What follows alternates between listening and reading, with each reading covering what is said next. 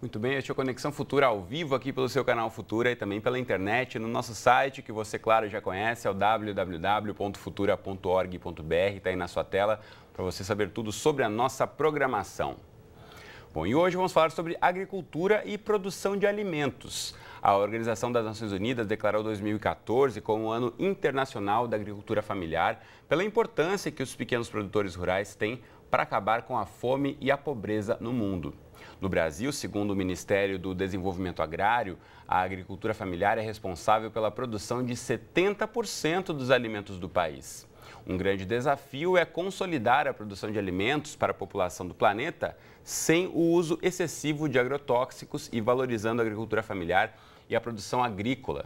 Então, no programa de hoje, a gente discute a origem dos alimentos que todos nós consumimos e as alternativas e práticas sustentáveis para incentivar a agricultura no país. Para essa conversa, recebemos aqui no estúdio José Antônio Espíndola, ele é pesquisador da Embrapa. Aqui do meu lado está o Denis Monteiro, ele é agrônomo e secretário executivo da Articulação Nacional de Agroecologia. E também conosco no estúdio está o Alain Freyhoff-Tigel, ele que é integrante da Coordenação Nacional da Campanha Permanente contra os Agrotóxicos e pela Vida. E logo mais a gente fala também com a socióloga Vânia Carvalho, educadora da Federação de Órgãos para a Assistência Social e Educacional. E você em casa, como sempre, também é nosso convidado, então não perca tempo aí para tirar suas dúvidas sobre a produção de alimentos no Brasil. Mande seu recado para a gente pela internet, primeiramente pela rede social, você já sabe o nosso perfil, eu coloco agora na tela para você, é o facebook.com/canal Futura Oficial. Você encontra aqui já a foto da entrada aqui do Canal Futura, toda decorada em clima de Copa do Mundo, mas aqui também você pode curtir, comentar, compartilhar nossos posts e deixar registrada aí a sua dúvida, a sua pergunta no programa de hoje. Também pela internet, mande mensagens para a gente no microblog, no Twitter, marcando a sua pergunta com o perfil @canalfutura. Ou ainda pegue o bom e velho telefone e ligue aí pra gente, 0 operadora 21 3523 4098, os números que estão aí na tela para você. Enquanto você manda o seu recado, dou boa tarde aqui aos nossos entrevistados, bem-vindos, tudo bem com vocês? Tudo bem. Tudo bom? Boa tarde. Muito bem, bom, para começar o nosso bate-papo, a gente vai assistir agora um trecho de uma reportagem produzida pela TV Unicinos, parceira do Canal Futura lá no Rio Grande do Sul, que ilustra bem a relação entre agricultura orgânica e agricultura familiar. Vamos assistir. O selo, estampado na embalagem deste suco, certifica a forma de trabalho adotada por William, que vem de uma família de agricultores. Dono de um plantio de citros na cidade de Parecinovo, localizada a 47 quilômetros de Porto Alegre, ele usa técnicas orgânicas de cultivo como uma alternativa ao uso de agrotóxicos. Todo o benefício que traz para o próprio agricultor de não estar lidando com um produto químico, para si próprio, para as pessoas que vão consumir aqueles alimentos. Idosos, pessoas doentes, crianças, enfim, tirando todos os benefícios ambientais, a questão da contaminação do solo, da água. Mas nem sempre foi assim. William e os irmãos trabalhavam em uma petroquímica. Foi há cerca de 20 anos que eles deixaram a cidade rumo ao campo para viver da agricultura e seguir os passos dos pais e avós. No início, eram poucos os conhecimentos sobre a prática orgânica e, por isso, eles acabaram aderindo à convencional. Inicialmente, como nós não tínhamos conhecimento técnico sobre o cultivo de citros, a gente foi buscar orientação agronômica. Então, na época, nós recebemos um pacote tecnológico da agricultura convencional, né, para cada coisa um agrotóxico diferente. Nós saímos do polo petroquímico para fugir da química, viemos cair na química aqui no campo. Foi pensando nisso que William decidiu buscar informações sobre o cultivo orgânico. No lugar de agrotóxicos, passou a utilizar caudas de cobre e enxofre, que funcionam como defensivos naturais e geram um impacto muito menor sobre o meio ambiente. Muito bem, a gente conferiu essa alternativa aí, que é uma das opções desses outros tipos, né, de produção disponíveis, a tecnologia mudando muito aí para a agricultura ficar um pouco menos na mão aí dos chamados venenos, dos agrotóxicos. Agora pergunto aqui para o José, técnico da Embrapa, essa alternativa, a gente vê cada vez mais agricultores exercitando alternativas para o cultivo, mas é possível já implantar isso, aplicar em larga escala na produção de alimentos no Brasil? Na verdade, o que nós temos no Brasil hoje em dia é uma grande mudança em relação à legislação que reconhece sistemas como esse da produção orgânica como factíveis. Só que existe um grande desafio ainda pela frente, né? Além da legislação, que é como trazer isso para a realidade de cada produtor rural. Para isso, a gente precisa de maiores esforços em termos de pesquisa, para gerar novos conhecimentos adaptados para as diferentes regiões. Também precisamos de esforços com relação à questão da extensão rural, para levar esses conhecimentos junto aos agricultores e aos extensionistas, no caso, que trabalham junto com eles. E, por último, formar novos profissionais com essa visão, que seria junto à questão do ensino, nesse caso, tanto em termos de universidades, quanto em termos de escolas técnicas e outras instituições de ensino. Muito bem, o Denis está aqui do meu lado, ele que é um defensor da agroecologia. Vou primeiramente apresentar esse termo, né, para quem está em casa, assim, para quem está acostumado a lidar com o termo de agricultura familiar está bem acostumado, mas é um termo novo de certa forma. O que significa agroecologia? Qual é a diferença de agroecologia para uma agricultura convencional, Denis?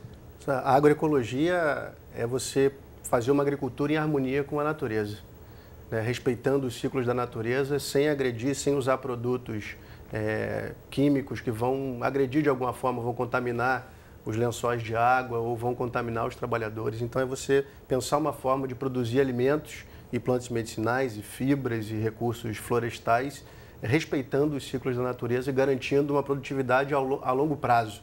Não só pensando no retorno imediato da produção, mas pensando nas futuras gerações, pensando em manter aqueles ecossistemas produtivos indefinidamente, não só naquele momento. Então, a agricultura em harmonia com a natureza. E quem sabe produzir em harmonia com a natureza são os agricultores e agricultoras familiares e são as populações tradicionais, porque conhecem os ambientes onde vivem há séculos, né? Então, entendem do ciclo das águas, entendem as plantas que existem naquele ambiente, conhecem as sementes, conhecem formas de lidar com insetos e com doenças das plantas, que são formas não agressivas, são formas naturais, justamente a agricultura familiar. Então, a gente diz que a base social da agroecologia é a agricultura familiar. E, de fato, representa aí mais de 70% da produção do alimento que todos nós comemos no Brasil vem da agricultura familiar. Aproveito para colocar para você na tela o site da Articulação Nacional de Agroecologia. Bem fácil o site, só você digitar aí agroecologia.org.br para você ter outras informações. Está aí na sua tela. Bom, e pergunto para o Alan, que está na camiseta dele aqui, agrotóxico mata, já é o nome da campanha, que ele leva no peito. Agora, Alan, a gente pensando, né, na questão de novas tecnologias que têm surgido por aí, outras formas de plantio, como esse caso dos produtores de frutas lá no Rio Grande do Sul. Mas a gente consegue pensar que todos os produtores no país possam usar outros tipos de aditivos que não sejam agrotóxicos? Com certeza, como o Denis bem falou, né, não são só novas tecnologias, mas também são resgates de tecnologias de antigas, modos tradicionais de produção, né? E aí, bom, nós tivemos há um mês atrás o terceiro Encontro Nacional de Agroecologia, que foi realizado em Juazeiro, na Bahia, e a gente sai de lá, mais uma vez, com a certeza absoluta de que a agroecologia já é uma realidade no Brasil, né? Espalhado aí pelos 4 cantos do nosso país, a gente já tem camponeses e camponesas, quilombolas, indígenas, produzindo alimentos de forma agroecológica, né, em harmonia com a natureza, como o Denis estava falando. Então, para nós, não é uma questão de dúvida mais se é possível ou não a produção, né, alimentar a população brasileira, a população mundial com alimentos agroecológicos, né? A nossa luta, então, hoje, ela é exatamente contra o agronegócio, né, que é esse outro modelo de produção baseado nos venenos, baseado, né, nos transgênicos, principalmente. Então, hoje, a nossa realidade, né, de ser o país maior consumidor de agrotóxicos do mundo, aí, desde 2008, ela está diretamente relacionada com a incidência dos transgênicos nas nossas plantações e, por consequência, aí, esse alto uso de venenos nessa agricultura que é uma agricultura dependente química, né? A agricultura, o monocultivo do agronegócio, ele só funciona com agrotóxico, né? E a agricultura familiar camponesa não, é a única que tem a possibilidade de produzir de forma agroecológica e saudável. Muito bem, mais informações também sobre a campanha representada aqui pelo Alan. Coloco para você na tela agora no site, que é o contraosagrotóxicos.org. Está aí na sua tela o site para você ter outras informações, inclusive sobre filmes que tratam dessa questão, para você assinar petições e saber mais informações aí para formar sua opinião em relação a agrotóxicos e produção rural. Eu chamo agora, então, para a nossa conversa a Vânia Carvalho, ela que é educadora da Federação de Órgãos para Assistência Social e Educacional, a FASE, Programa Amazônia do Fundo DEMA. Tudo bem com você, Vânia? Bem-vindo à Conexão Futura. Tudo bem, muito obrigada pelo convite. Obrigado a você por ter aceito o nosso convite. Começo perguntando para você quais as principais barreiras enfrentadas pela agricultura familiar aí na região norte do Brasil. Aqui na região, né, a gente está no Fundo DEMA apoiando 10 anos, né, os projetos com agricultores familiares, agroextrativistas, quilombolas, indígenas, e a gente vê que o que mais sofre, né, a ausência de políticas públicas apropriadas, né, como financiamento, a própria assistência técnica adequada, como foi colocado aí, resgatando conhecimentos tradicionais e trazendo técnicas agroecológicas.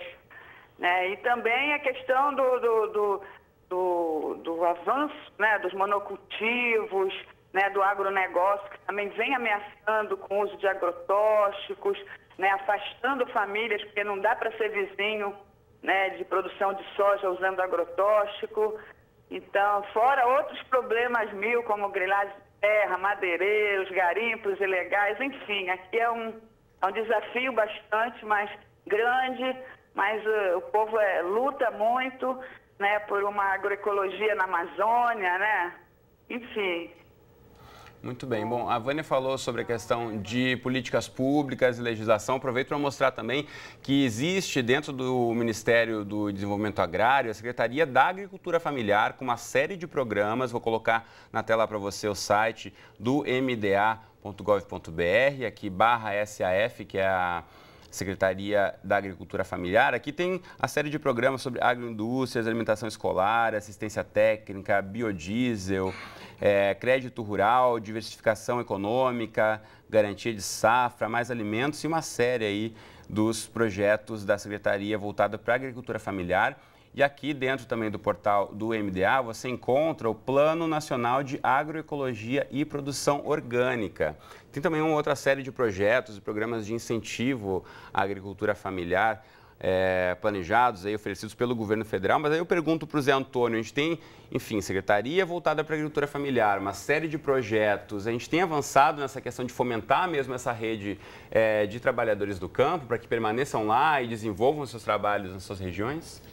Como os colegas já falaram antes, tem havido constantes avanços nesse sentido, mas você acabou de citar um que talvez fosse um dos mais relevantes, que é a questão do Plano Nacional de Agroecologia e Produção Orgânica. Por que a gente está afirmando que esse talvez seja um dos mais significativos? Anteriormente, existiam diferentes setores da sociedade ou dos órgãos governamentais trabalhando, cada um sob a sua ótica, com relação à questão de agroecologia e produção orgânica. Traziam-se avanços, só que esses avanços às vezes não eram concatenados, eles não eram ligados e esses diferentes segmentos não conversavam entre si. Agora, com esse plano, existe não apenas iniciativas no sentido de direcionar recursos para esse segmento, mas também fazer um esforço conjunto, de que desde os órgãos governamentais, passando pela sociedade civil, existe esse avanço mais organizado em relação a essa questão. Denise, como é que você avalia, a partir desse Plano Nacional de Agroecologia e Produção Orgânica, de que forma você acha que a gente está caminhando para uma política pública mais efetiva, que de fato garanta aí uma manutenção da agroecologia? Essa é a nossa esperança. A gente assiste que é um reconhecimento da parte do Estado brasileiro e dos governos do potencial da agroecologia para produzir alimentos saudáveis e para conservar os recursos naturais. Então, o plano de agroecologia, do nosso ponto de vista, é esse reconhecimento. E tudo indica que ele vai se traduzir, já está se traduzindo em algumas ações efetivas da parte do Estado de apoio à agricultura familiar.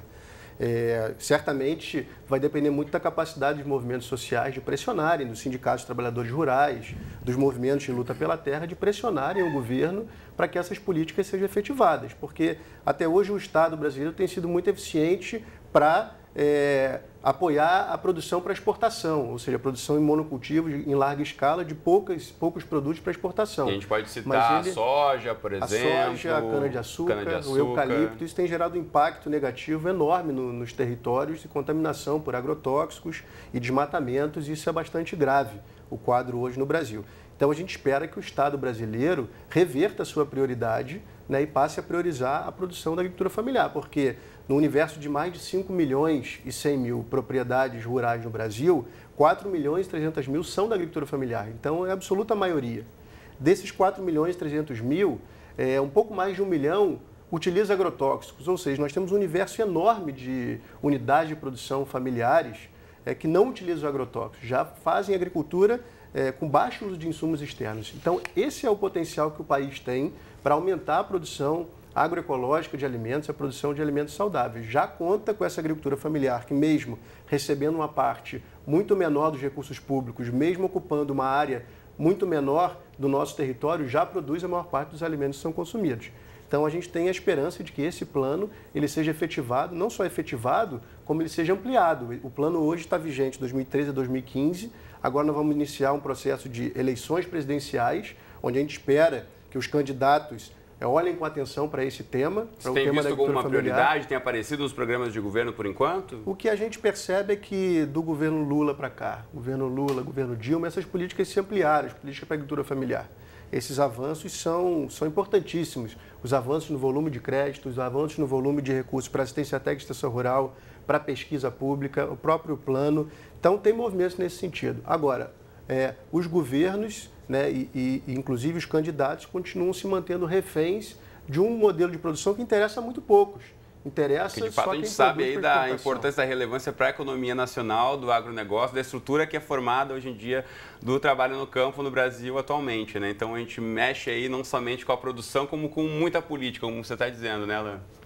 Pois é, e é importante, né, a gente olhar como que a gente, às vezes, se leva a enganar por esse tipo de dado, né? Então, o agronegócio se gaba de ser responsável por uma grande parte do nosso PIB, né, do Produto Interno Bruto, mas ninguém fala, né, dos efeitos da saúde, de como que todo esse recurso que é gerado a partir do agronegócio não fica no Brasil, porque a grande maioria da produção é exportada, né? O custo para o Sistema Único de Saúde das intoxicações por agrotóxico não entra nessa conta, a degradação dos solos, a expulsão de camponeses, o inchaço das cidades, nada disso entra nessa conta do PIB do agronegócio. Então, é muito importante que a gente entenda isso, né? Principalmente porque a campanha contra os agrotóxicos ela é um veículo, sobretudo, de comunicação. E a gente, nesses 3 anos aí tocando a campanha, tem percebido uma maior sensibilidade, né, também dos grandes meios de comunicação, mas ainda o debate ele não pode ser um debate individualizado, né, de eu quero o meu orgânico para a minha saúde. A gente tem que entender isso como uma forma maior, de fato, como uma mudança do modelo de produção agrícola, né? E pensar também para alimentar uma população tão grande como a do Brasil ou do mundo, né? De bilhões de pessoas, aí, na verdade, a gente não pode pensar, como você disse, pensar na sua horta, na sua produção, sem agrotóxicos na sua casa. A gente tem que pensar num modelo aí mais de larga escala. A gente já está aqui quase chegando no finzinho do programa, eu quero voltar a chamar a Vânia, que conversa com a gente lá da nossa região norte do Brasil. Vânia, a gente falava um pouquinho aqui sobre as políticas públicas, tem o Plano Nacional de Agroecologia e Produção Orgânica, de que forma vocês aí já têm percebido ou não os efeitos desse plano? O plano ainda está sendo, né, implementado, também a agroecologia é uma coisa nova aqui na Amazônia, né, mas as práticas... a palavra é nova, mas as práticas, o que a gente vê que a agroecologia é feita assim na Amazônia, né, principalmente pelo campesinato, vamos dizer, a agricultura familiar que tende, né, para a diversificação dos seus sistemas produtivos, né, para os nossos povos tradicionais, nossos quilombolas, nossos povos indígenas, né, comunidades que já vêm fazendo a agroecologia, né, a gente percebe isso, né, pela valorização, pelo não uso, né, nós temos nossos produtos nativos, não precisam de agrotóxico, né, não precisam de NPK, por exemplo. Então, eles já têm uma técnica, sabem lidar com a natureza, né? Então, o que a gente espera desses programas é que eles levem em conta esse saber, né, da população daqui da região, né, e que inclua mais pessoas. São programas que precisam se expandir, né, e atender a essa população aí que é fundamental para a população em geral do Brasil, né? Porque produz os nossos produtos nativos, nossas frutas, né, da região, são os que garantem, inclusive, a permanência de frutas que, quando você vai procurar, só tem em comunidades tradicionais. Quer dizer, nós estamos numa luta, que na verdade é uma guerra, né, que o agronegócio vem ameaçando nossa vida, né, dos nossos povos, e a gente só espera que os programas venham valorizar esses produtos, essas populações que são as responsáveis pelo nosso alimento. Muito bom. Vânia Carvalho falando com a gente diretamente de Belém do Pará. Muito obrigado pela participação aqui no Conexão Futura. Boa tarde para você. Muito obrigada também. Boa tarde para vocês. Aproveito para mostrar o site também do Fundo Dema, representado pela Vânia. Você pode acessar aí fundodema.org.br para saber mais sobre o trabalho desenvolvido lá na região norte, o Fundo de Mulheres que estimula a autonomia feminina no campo e tantos outros projetos. Acesse aí fundodema.org.br. A gente já está chegando no finzinho do programa e tem questões aqui que chegaram para a gente do público. Como falei aqui, agroecologia é um termo que nem todo mundo está familiarizado. O Matheus Leles, pelo Facebook, obrigado, Matheus, pela participação. Ele pergunta se agroecologia significa exclusão de maquinário aplicado à produção. É isso, Denis, ou não? Não, de forma nenhuma. Muita gente pensa que a agroecologia é produzir sem tecnologia. Mas não se trata disso. Você pode perfeitamente usar alguns tipos de máquinas na produção agroecológica. Não tem nenhuma... Não é proibido, vamos dizer assim. É claro que alguns insumos, são fertilizantes sintéticos e agrotóxicos, são insumos que não são recomendados numa lógica agroecológica, porque são insumos que vão matar a vida do solo ou matar a vida, e a agroecologia é promoção de vida. Então, tudo que for contra a vida, mas o uso de maquinários, ele pode ser feito. É claro que o uso de maquinários pesados intensivamente em todo o ciclo de cultivo vai gerar um problema no solo, compactação, e matar também a vida do solo. Então, não é recomendável, mas não está proibido o uso de máquinas na agroecologia, né? E as tecnologias que são usadas na produção agroecológica são tecnologias muitas antigas, de conhecimento tradicional, que os povos já têm, e muitas delas foram tecnologias desenvolvidas nas instituições de pesquisa, como a Embrapa, que a agroecologia propõe um diálogo entre o saber do agricultor e o saber científico acadêmico para construir um saber novo, mais adaptado aos diferentes ecossistemas. Como disse o Alain, que antes também é muito o resgate de muitas técnicas que foram se perdendo, ao passo em que a agricultura foi crescendo muito, a produção foi aumentando e os químicos surgiram aí, muitas vezes, para aumentar essa larga escala de produção. Agora, em relação à legislação, como é que você avalia, Zé Antônio? A gente tem esses planos, enfim, a legislação que de fato vai regular a quantidade de agrotóxicos ou não, como já falamos aqui, é o país que mais consome, mais utiliza os agrotóxicos nas plantações. Você acredita que legislações podem ajudar a diminuir esse uso no campo?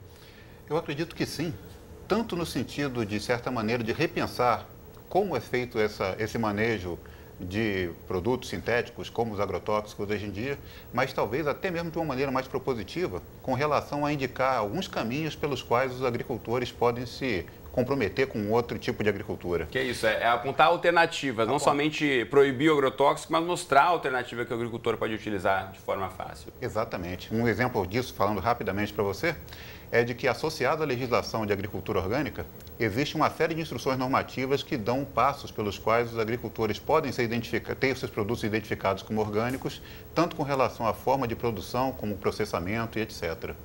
Muito bem, Alain, essa questão das alternativas, né, para os produtores rurais, muitas vezes já vem de famílias, de tradições, de geração em geração, o cultivo, as plantações com o uso de agrotóxico. Então, é mesmo mudar uma cultura, né, ou mostrar essas alternativas para o produtor poder escolher se de fato ele quer plantar ou não com agrotóxico? Claro, exatamente. Lembrar que isso tudo é muito recente, né? Os agrotóxicos são inseridos no Brasil a partir da Revolução Verde, que chega aqui lá pelos anos 60 ou 70 para 80, né? Através exatamente da assistência técnica, né? E como a gente estava falando, é preciso também que a gente tenha também uma renovação dessa assistência técnica que possa trazer o debate da agroecologia para a ponta, né, para os agricultores familiares. E aí outra questão, né, que tem ameaçado muito e aumentado o uso de agrotóxicos, como eu falei, são os transgênicos. E a gente está correndo um risco muito sério agora no dia 31 de julho, deve ser aprovado pela Comissão Nacional de Biossegurança os transgênicos resistentes ao 2,4-D. 2,4-D é um veneno que faz parte da composição do agente laranja, que foi usado na Guerra do Vietnã, e ele é um herbicida que está sendo cada vez mais usado, exatamente porque o outro herbicida, né, que é o glifosato, já não está mais tendo tanto efeito. Então, a gente falava que é um modelo dependente químico, porque quanto mais você usa, mais você precisa usar. E se houver essa liberação dos transgênicos resistentes ao 2,4-D, né, a soja e o milho, a gente vai ter um aumento ainda maior nesse veneno que é muito perigoso, né, que causa câncer, que pode causar uma formação fetal, problemas neurológicos. Então, é realmente muito necessário que a sociedade se mobilize nessa luta contra os agrotóxicos e contra os transgênicos. Muito bom, a gente vai continuar acompanhando essa questão, mas por hoje nosso programa acabou. Então, Alain, Zé Antônio e Denis, muito obrigado pela presença aqui comigo no estúdio hoje do Conexão Futura. Boa tarde para vocês. Boa tarde. Você de casa, obrigado pela companhia e eu aproveito para agradecer a participação da nossa parceira TV Unicinos do Rio Grande do Sul na produção dessa entrevista no programa de hoje. Então, eu espero você aqui de segunda a sexta ao vivo às 2h30 da tarde, nas nossas reprises 00:30 e às 7h30 da manhã e a qualquer hora do dia e da noite no site do Futura. Um abraço para você e até o próximo Conexão.